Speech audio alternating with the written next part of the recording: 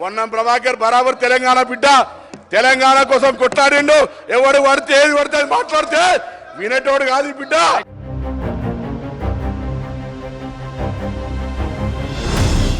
అట్టడుగు వర్గాలకు అండగా పొన్నం.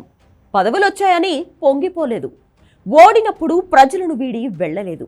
కష్టపడి పనిచేస్తే పదవులే వెతుక్కుంటూ వస్తాయని నమ్ముతారు. నియోజకవర్గంలో ప్రతి గ్రామంలో సొంత క్యాడర్. బీఆర్ఎస్ కంచుకోటను బద్దలు కొట్టిన పొన్నం.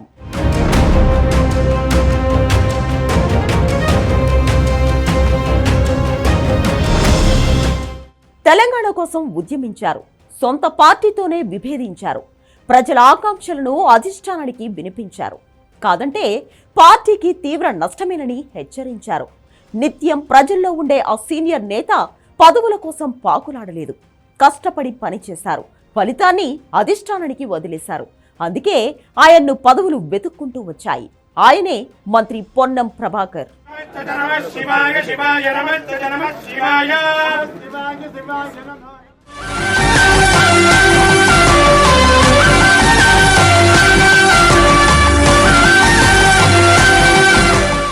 పొన్నం ప్రభాకర్ తెలంగాణ రాజకీయాల్లో అంచెలంచెలుగా ఎదిగిన బీసీ బిడ్డ. విద్యార్థి నేతగా, ఎంపీగా, ఎమ్మెల్యేగా, మంత్రిగా రాణిస్తున్నారు. ఏ పదవిలో ఉన్నా నమ్మిన సిద్ధాంతాలను మర్చిపోలేదు. ఎత్తుకున్న జెండాను వదిలిపెట్టలేదు. ఎంత ఎత్తుకు ఎదిగినా ఒదిగి ఉంటారు మంత్రి పొన్నం ప్రభాకర్. ఎంపీగా పనిచేసినా, తాజాగా మంత్రి అయినా ఎన్నడూ అధికార దర్పం ప్రదర్శించలేదు. నలుగురిలో ఒకడిగా కలిసిపోతారు. ఏ చిన్న అవకాశం దొరికినా నియోజకవర్గ ప్రజలతో మమేకమయ్యేందుకు ఇష్టపడతారు. పేదల కష్ట సుఖాలను తెలుసుకుంటారు. ఏ సమయంలో అయినా ప్రజలకు అందుబాటులో ఉంటారు. సాయం కోరి వచ్చినా, కష్టాలు ఉన్నవారు ఆశ్రయించినా నేనున్నాను అంటూ భరోసా కల్పిస్తారు.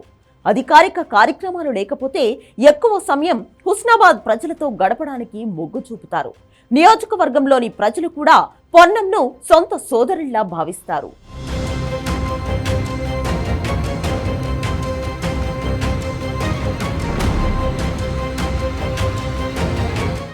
2009లో కరీంనగర్ నుంచి ఎంపీగా గెలిచిన పొన్నం విద్యార్థి నాయకుడిగా కాంగ్రెస్తో అనుబంధాన్ని పెంచుకున్నారు.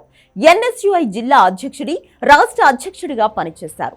విద్యార్థి ఉద్యమాలతో కాంగ్రెస్ అగ్రనేతలకు దగ్గరయ్యాడు. ఎన్ఎస్యుఐ రాష్ట్ర అధ్యక్షుడిగా అప్పటి ప్రభుత్వాన్ని వ్యతిరేకంగా ఎన్నో ఉద్యమాలు చేశారు.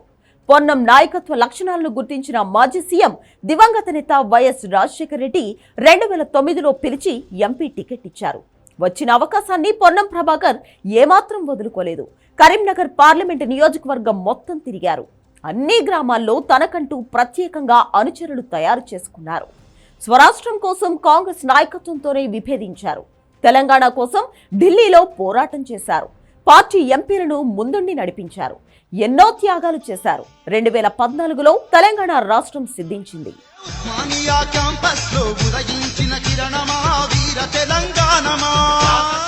వరుసగా 2 ఎన్నికల్లో ఓటమి పాలైన పొన్నం ప్రభాకర్ ఏనాడు ప్రజల నుంచి దూరం కాలేదు.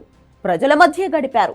ప్రజలతోనే మమేకమై వారి కష్ట సుఖాల్లో పాలు పంచుకున్నారు. బీఆర్ఎస్ ప్రభుత్వ వైఫల్యాలను ఎప్పటికప్పుడు ఎత్తి చూపారు. 2023లో తొలిసారి అసెంబ్లీ ఎన్నికల్లో పోటీ చేశారు. హుస్నాబాద్ నుంచి స్థానంలో గెలుపొంది రేవంత్ రెడ్డి కేబినెట్లో రవాణా, బీసీ సంక్షేమ శాఖల బాధ్యతలు చేపట్టారు. మంత్రి అయ్యానని ఏనాడు తలకెక్కించుకోలేదు.